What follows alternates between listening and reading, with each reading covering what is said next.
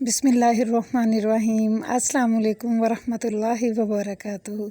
काबिल एहतराम व्यूअर्स, मेरी दिल से दुआ है कि अल्लाह रब्बुल इज़्ज़त हम सब की उम्र में, इज़्ज़तों में और रिज़्क़ में बेबहा बरकतें रखे। हमारी औलादों को हमारी आँखों की ठंडक बना दे। हमारे मरीज़ों को अल्लाह पाक शिफ़ाए कामिला अता फ़रमाए। और जो हमारे प्यारे इस दुनिया से रुखसत हो चुके हैं, अल्लाह पाक उन्हें अपनी जवारे रहमत में बुलंद मुकाम अता फ़रमाए। और तमाम तालिब इल्म, चाहे वो पाकिस्तान में हैं या पाकिस्तान से बाहर, जहाँ जहाँ भी इम्तिहानात की हालत में हैं, अल्लाह पाक सबको सरबुलंदियाँ और सरफराजियाँ अता फ़रमाए। आमीन या अरहमुर राहिमीन।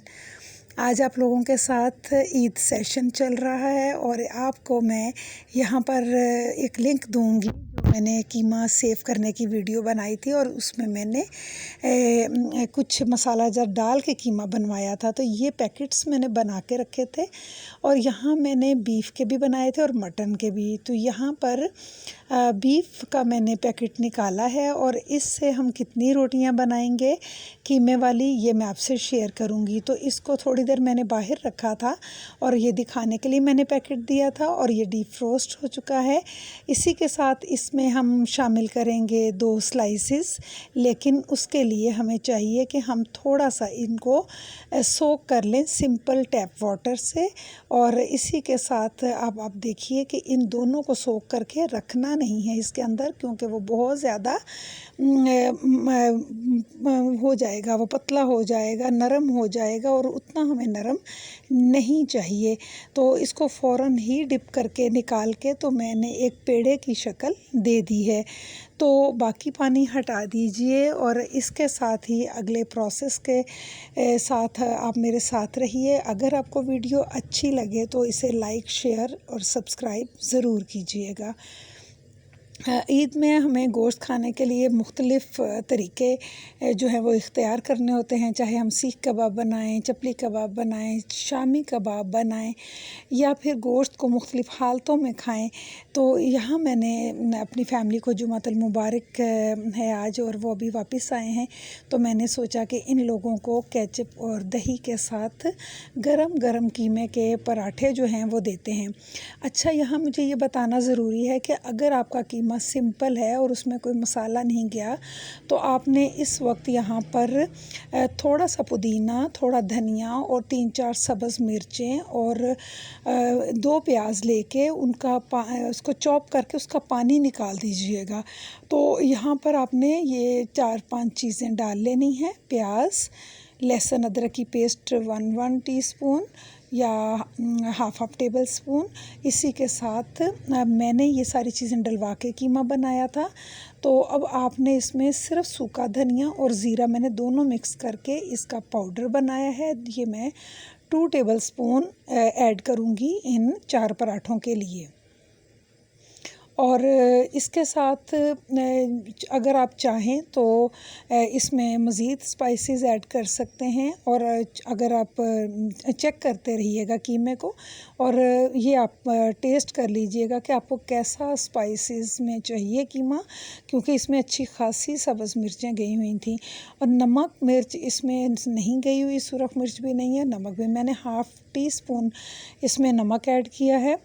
और यहाँ मैं इसको जो है ना लहसुन अदरक की फ़्रेश पेस्ट, इसकी भी मैं 1 टीस्पून ऐड कर रही हूँ ताकि इसे मज़ीद अच्छा टेस्ट आए।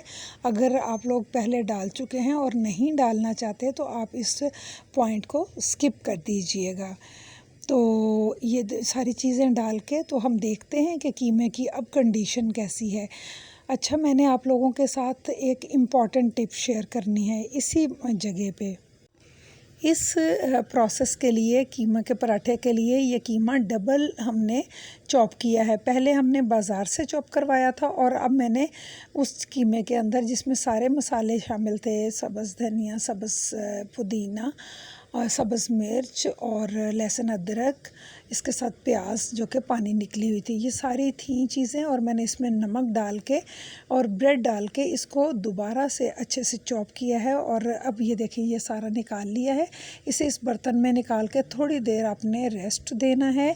और ये एक सलीके की बात है, मैं आपके साथ ये ज़रूर शेयर करना चाहूँगी, क्योंकि मैं चाहती हूँ कि मेरे जो बिगनर्स हैं उनको इस बात का एहसास हो कि जो मशीनरी होती है जिसको हम यूज़ करते हैं उसे फ़ौरन अगर धो लिया जाए ना, तो फिर वो मशीनरी हमारे साथ लंबा अरसा तक अल्लाह के हुक्म से चलती है। वजह यह है कि इन ब्लेड्स को अगर कीमा लगा रह जाए, इस प्लास्टिक की ये जो जग है इसको अगर कीमा लगा सूख जाए, तो बाद में फिर हम इसको जब रगड़ेंगे किसी स्कॉच ब्राइट के साथ तो लाइंस भी आएंगी और फिर वो अच्छे से वॉश भी नहीं होगा। तो हमें इनसे प्यार करना है, क्योंकि ये हमारे लिए सहूलतें हैं अल्लाह ताला की दी हुई, ये अल्लाह की नेमतें हैं और इनकी हमें कदर करनी है। तो ये छोटे छोटे पॉइंट्स हैं जो कि हम अपनी बेटियों बेटों के इसके लिए संभाल के रखनी है ये बातें। अच्छा, मैंने इसमें ना थोड़ी सी ½ टीस्पून मैंने इसमें रेड चिली पाउडर डाला है और 1/4 टीस्पून मैंने मज़ीद इसमें नमक डाला, क्योंकि मैंने कीमा टेस्ट किया था। और जो आटा जब हम यूज़ करते हैं इसमें पराठे के लिए, कीमे वाले पराठे के लिए, तो फिर उसमें जाके नमक कम हो जाता है। कुछ लोग इसमें आटा गूंदते हुए भी नमक इस्तेमाल करते हैं, लेकिन मैंने इस वक्त सिंपल ही गूंदा हुआ था। तो इस वक्त मैं आपके साथ इसके पेड़े शेयर कर रही हूँ। और पहले भी मैं मुख्तलिफ़ पराठे बना चुकी हूँ। तो यहाँ पर जब आप एक नॉर्मल रोटी का पेड़ा बना लेते हैं ना, तो इसके इक्वल पराठे के जो पेड़े बनाने की मेरी टेक्निक है वो बहुत आसान है। आप इस पर अमल करके देखिएगा, आपको बहुत फ़ायदा होगा। आपने कोई भी नाइफ़ लेके उस पेड़े के सेंटर से कट लगाना है और उसके बाद जहाँ से कटिंग की हो ना, उसी पोर्शन को अंदर की तरफ फोल्ड करके तो आपने पेड़ा बनाना है। इससे फिर वो कोई भी एज जो है वो पेड़े का वो नहीं रहता और बड़ा ही स्मूथ पेड़ा बनता है और बड़ी ही अच्छी रोटी बनती है।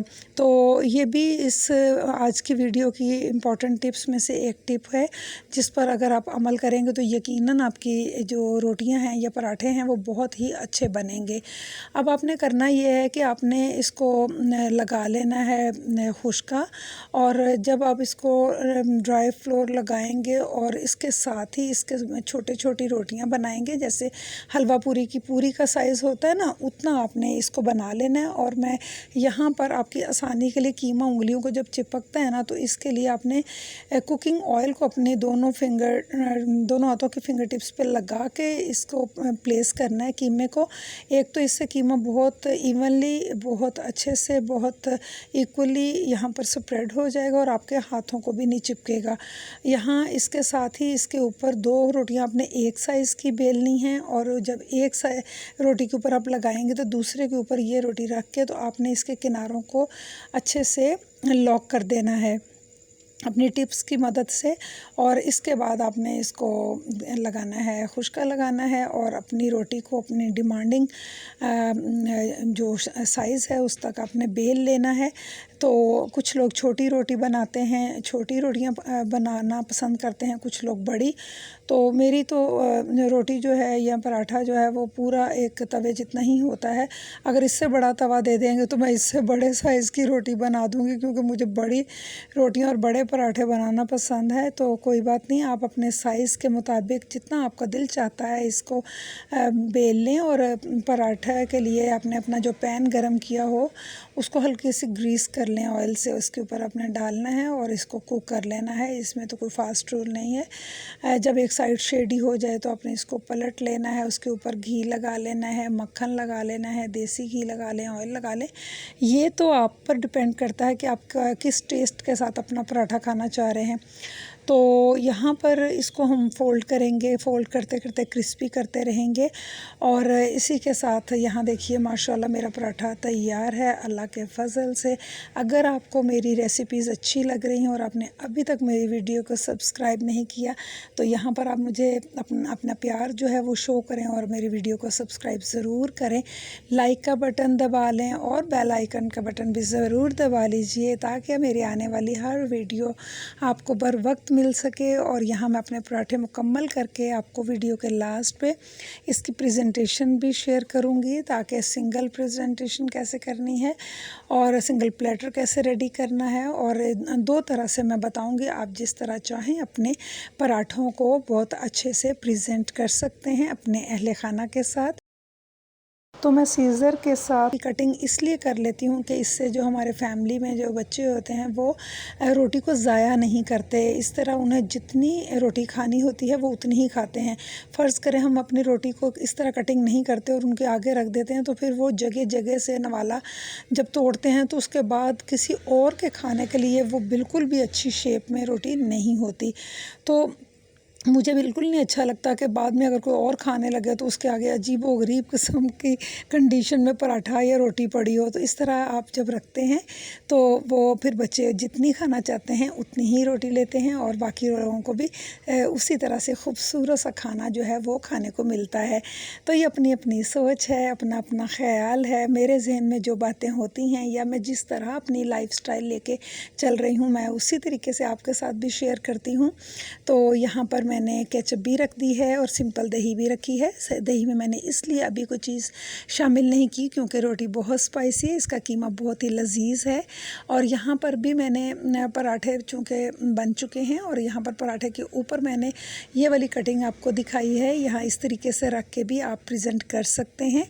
तो सारे आइडियाज़ आपके पास हैं। अगर आप लोगों को कोई आइडिया अच्छा लगे या कोई आपको मेरी वीडियो की बात अच्छी लगे तो आप अपने कमेंट्स बॉक्स में बता सकते हैं।